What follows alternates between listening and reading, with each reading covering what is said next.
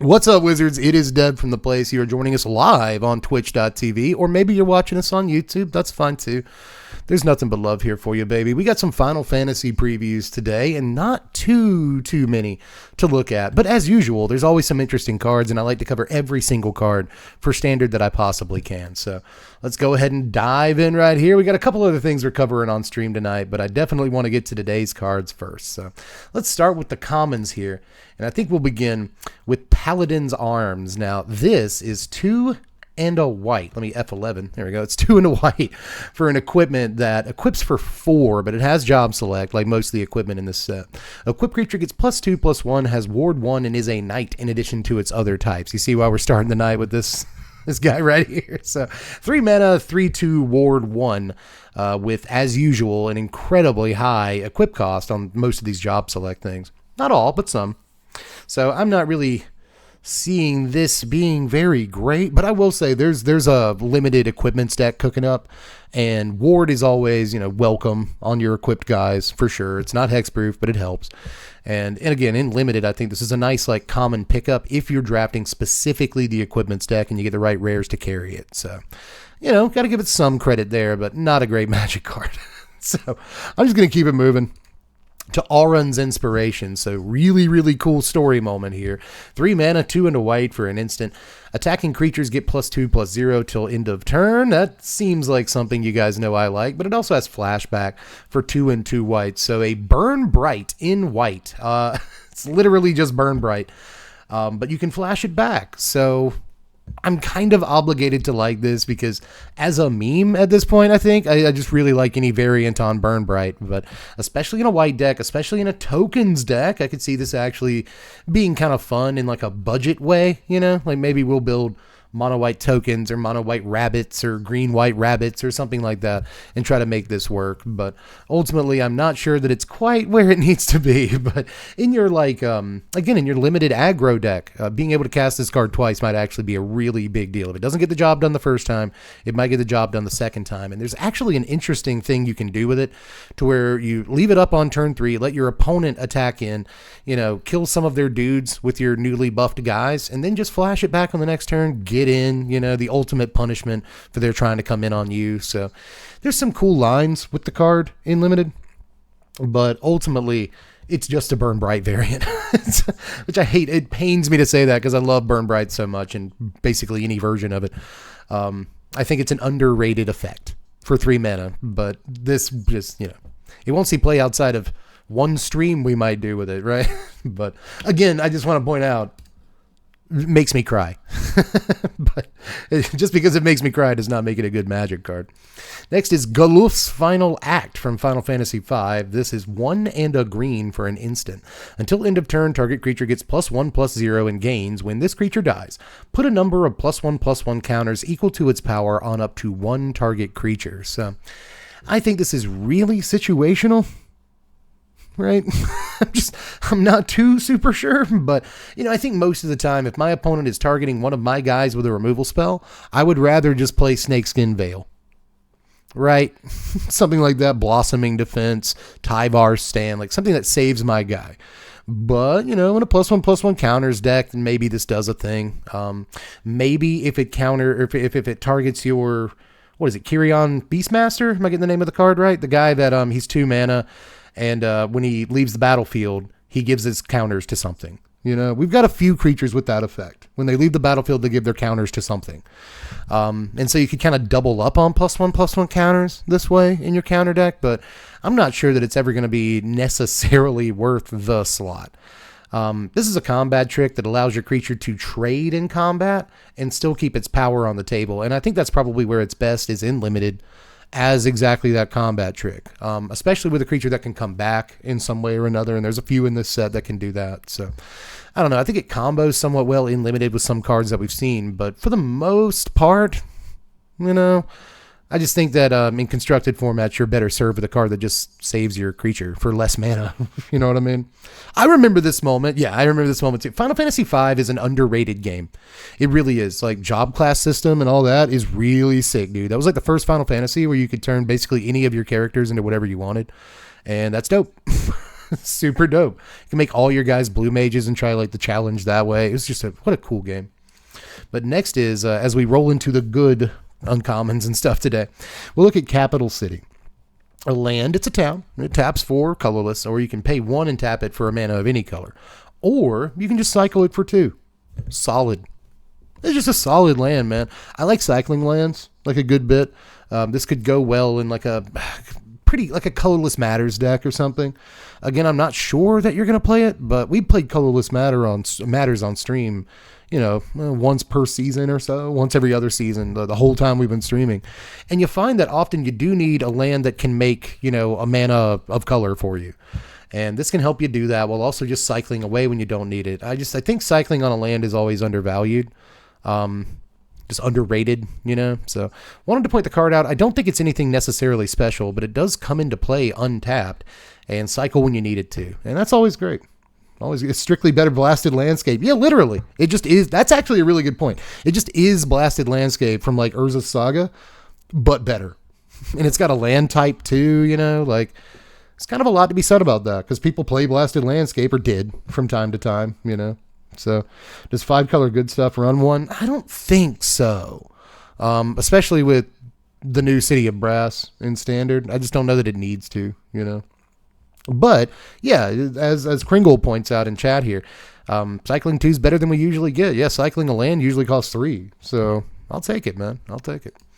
Quistis Trepe. I have no idea how to pronounce this person's name, even though they are from a game I have played.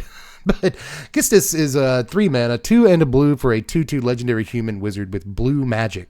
When Quistis enters, you may cast target instant or sorcery card from a graveyard. Mana of any type can be spent to cast that spell. If that spell will be put into a graveyard, exile it instead. So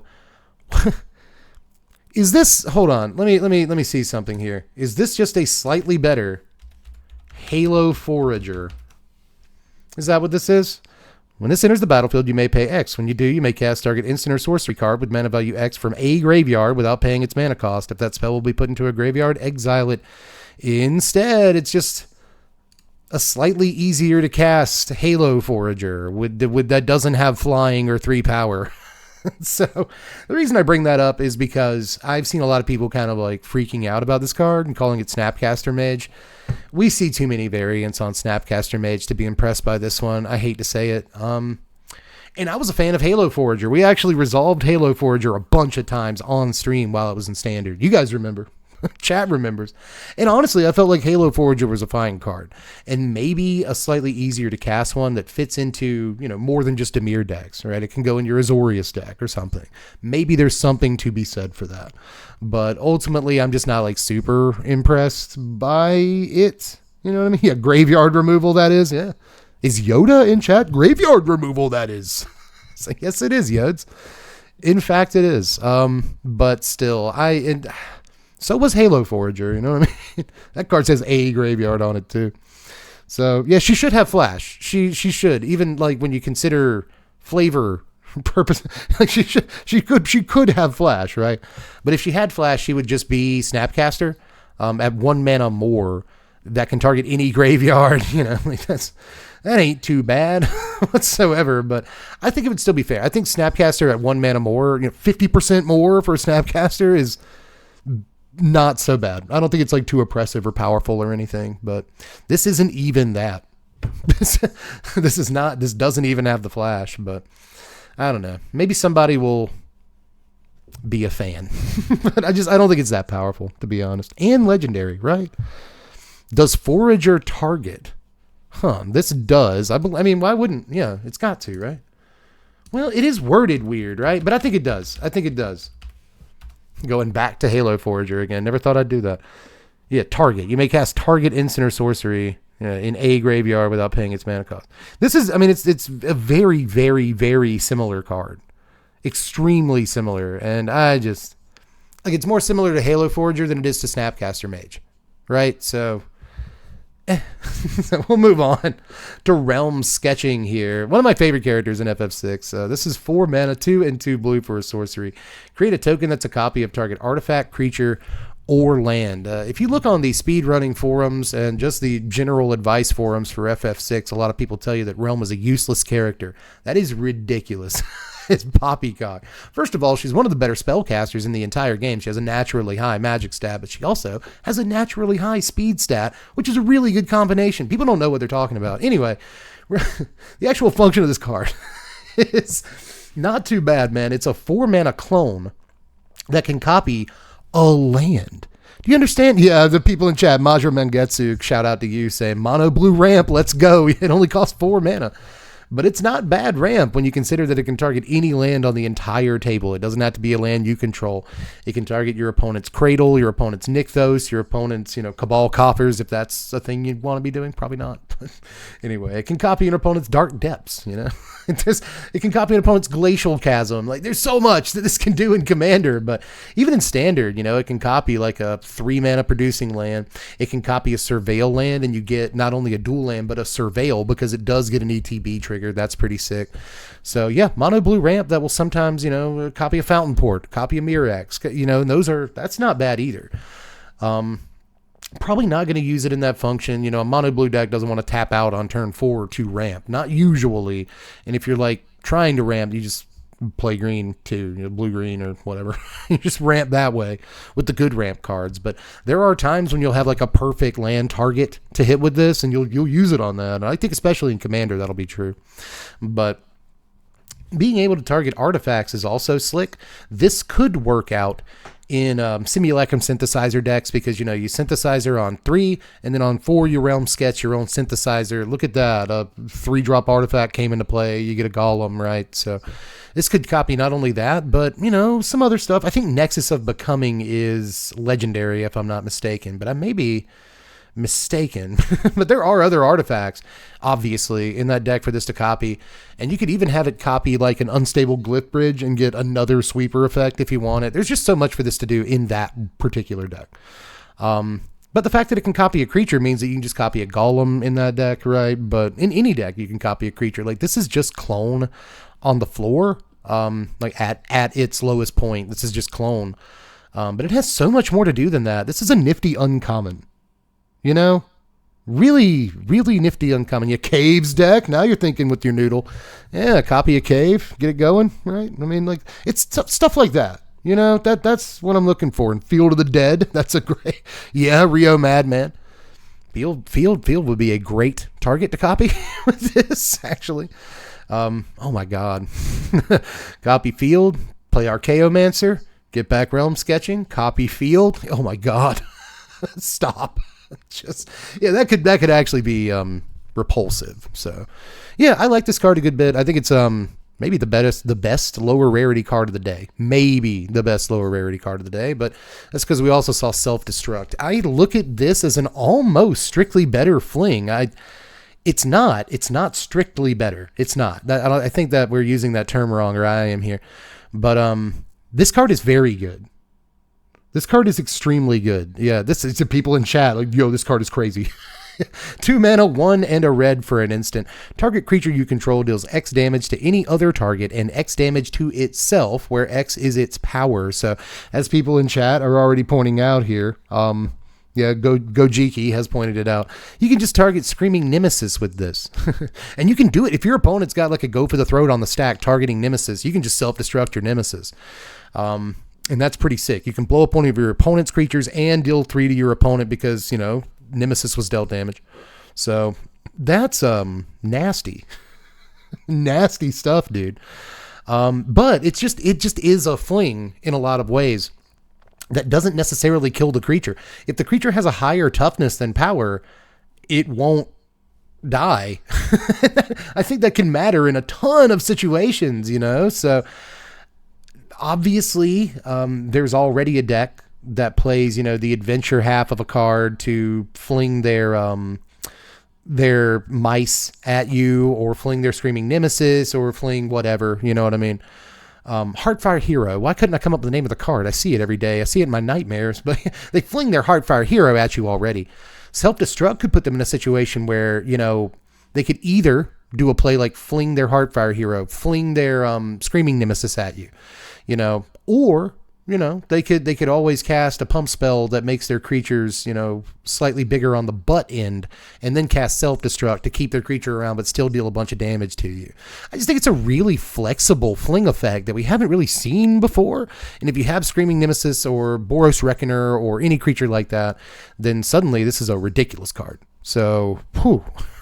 Yes, sir. And notice that too, you know, it's any other target. So if you just have a creature with large enough power, you can use it like traditional fling and just hit your opponent in the dome. Like, oh, that is so good. What a good card. This is certainly the best uncommon of the day. I mean, I do like Realm Sketching. That's a fun card to theory craft around. But just in terms of raw, obvious power, self-destruct, I think is just better than fling in a lot of situations. I'm having a hard time coming up with a time where fling is better unless you specifically want to sacrifice a creature to get, you know, a sacrifice trigger. You know, you sacrificed a permanent. Like maybe, but I'm not sure. I'm just not sure. Yeah, play it in Turtles. That's exactly the kind of deck I was thinking of. Hey, Nalio, too. Thanks for your gifted sub to Chantrell. I appreciate that.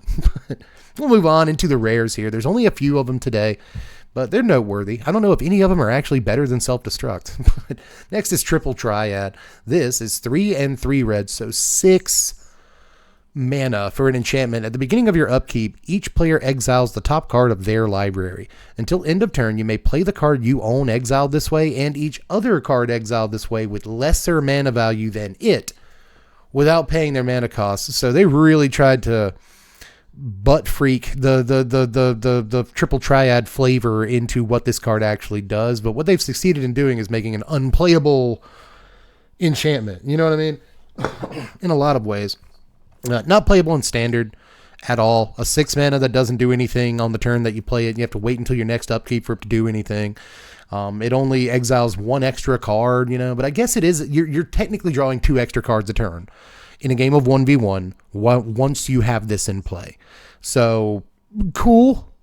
That's fine, you know. But obviously this is more meant for Commander. The problem is, I don't necessarily know that this has the power level for Commander. Like, in Commander, this draws you 4 extra cards a turn because it also targets you, right? But it doesn't necessarily draw you those cards because of the way that it's worded here, you know? You may play the card that you own exiled this way, and each other card exiled this way with lesser mana value. So, if you exile a land, you don't get to play anything. You can play, you know, one of your opponent's lands rather than play the one you drew, I guess, you know. But that's really bad. Like, the fact that this is 6 mana and can effectively whiff if you get a land off of it on your next upkeep is just awful. That's so bad, dude. Yeah, people in chat are pointing out here, and they're correct to do so. Rio Madman, a couple of others, basically saying, like, I love this minigame. I'm so glad Triple Triad got a card. And I am, too. Triple Triad is my favorite part of FF8 by a lot. And that's coming from a guy who actually likes the draw system for spells and stuff. I like a lot about FF8, and Triple Triad's probably my favorite minigame in, like, any Final Fantasy, you know? I have to rethink that, but I'm pretty sure that's correct. I love Triple Triad. I'm kind of mad that this is what it got. And I get the flavor. I really do, but I just don't know how playable this card actually is. If you can engineer in Commander, if you can engineer a situation where you're putting a 6-drop on top of your library and you know that's what you're going to get off of Triple Triad, then suddenly it is like effectively going to draw you 4 cards, right? But like, why am I paying 6 mana, 3 of it red too, like really intensive for this enchantment, and then like I still have to set up stuff? Like, it's crazy. Like, I am personally offended by the quality level of this enchantment, especially considering how much I do like Triple Triad. But for what it's worth, I think this alternate art is really cool, if that's worth like anything at all. But personally, I don't think Final Fantasy VIII gets enough love, but I could also say the same thing about Triple Triad here. It did not get enough love. Why does it cost 6? This could cost 4. It really could. But anyway, I believe oh no, it's not the last thing. Oh no, it is. I believe this is the last card of the day. Is JetReluctant Guardian from FF10. This is Titus's dad. Tidus's apparent butthole of a dad that you find out may not have been such a butthole. And then you find out kind of was a butthole. This is 4 mana 3. 3 and a black for a 4/3 legendary human warrior with menace. Whenever Jack deals combat damage to a player, you may exile it and then return it to the battlefield transformed under its owner's control. So 4 mana, 4 power with a little bit of evasion. Deal some combat damage. Then what happens? You get Braska's Final Eon. This has a Ject Beam on chapters 1 and 2. Each opponent discards a card and you draw a card. And then on chapter 3, you get Ultimate Ject Shot. Each opponent sacrifices 2 creatures of their choice. This is a 7/7 menace. While it's in play, for the 1 turn you can attack with it, unless of course you can give it haste, unless you can of course remove lore counters from it in some way, then you can do that. Maybe you flicker it and that'll give it another attack step. There's ways to make these attack twice, but anyway, getting through with this just once, I do think changes the makeup of the game considerably. Your opponent must remove this. Like, as soon as it's put down, your opponent either has to put something in its way or remove it. And even if they put something in its way, look, dude, I'm playing swamps in my deck. I got Go for the Throat. I got Cut Down. I got, like 50 other freaking removal spells that people play in Standard right now. Nowhere to run, whatever. So you can try to put stuff in its way. You just see about that. And as soon as it hits, you get 1 instance of Ject Beam. You draw, they discard is very good. That's really good. And then, like, the beginning of the next turn, you get an extra card like Phyrexian Arena style, and they have to discard if they still have cards in their hand. So it incentivizes them emptying their hand if they haven't done it yet. And then finally, let's say they did empty their hand so they didn't have to discard cards. They have to sacrifice creatures anyway. So yeah, that's cute. 4 mana for an eventual 7/7 menace for a few turns that has all of this going for it. Yeah, I'm kind of into it, but obviously my issues are, it dies to Nowhere to Run. It dies to Virtue of Persistence. It dies to Lightning Strike. It dies to Lightning Helix. It dies to Torch the Tower if they power it up. So it's not the dies to removal argument. I kind of hate the dies to removal argument. It's the dies to all of the currently played removal spells in Standard argument. And that's when you could just play Sheldred in this slot. I think you really have to have a reason to play a guy like this. You know what I mean? You could play Hostile Investigator instead of Ject, for instance, and pay this exact same amount of mana for like the same stat line and guarantee a drawn card and a discarded card on your opponent's end, right? Well, not guarantee, but better than this, right, in a lot of ways. And Investigator used to see a lot of plays. He's like, no play now, right? So I'm not sure it's the absolute best comparison, but I think that it's maybe the best comparison we have in Standard right now. So I don't have a lot of hope for Ject, but this is not a terrible looking rare. I'll say that much. If you can ever get it flipped over, then suddenly it looks like way, way better. At least to me. So not terrible. I'll say that much. And I will say too, that I've seen a lot of people say this is a commander set, and I by and large agree with them. But I've also seen people on that same tip saying that there aren't a lot of standard playable cards in this set, to which I'll say, we've only seen like half the set so far. And also, I think there are standard playable cards in the set, and I'm about to go over them on stream. Not sure that video is going to make YouTube, so if you're watching on YouTube right now, come on over to twitch.tv/SBMTGDev.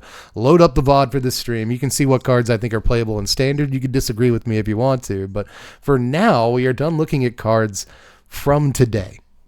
Sorry about that. So there's going to be more cards tomorrow. This weekend, we're going to take our chances while they're taking a break for spoilers to finally upload the Jeskai Counterburn Deck Techs. So if you're interested in that, make sure you sub to the sandwich. You want to see more previews, sub to the sandwich, baby. And of course, hit the thumb button. It's the one shaped like a thumb down there, just below my head. Actually below and to the left, I believe. If you want to hit that, it would help me out a lot. Aside from that, I have a Patreon. That's how you pronounce it. I have a Patreon or Patreon, and you can check that out if you feel like it. And throw me $1 a month. What costs $1 a month? Nothing. Nothing in the world costs $1 anymore except this guy, and I'm pretty sure I'm worth it. So head on over there to the Patreon and throw me $1. Patreon.com/SBMTG. Easy to remember. Throw it in your address bar right now, son. Set it and forget it, and then 2 weeks from now, you'll be like, what's this tab? Oh, yeah, I got to give Dev $1. And that'll be fine. I'll be happy with that. But anyway, that's all we got for now, YouTube people. I will catch you cats later because we are donezo for this one. Twitch family, stay. Stick around. We got so much more to talk about tonight. But YouTube family, I love you very much. Spread love and be kind.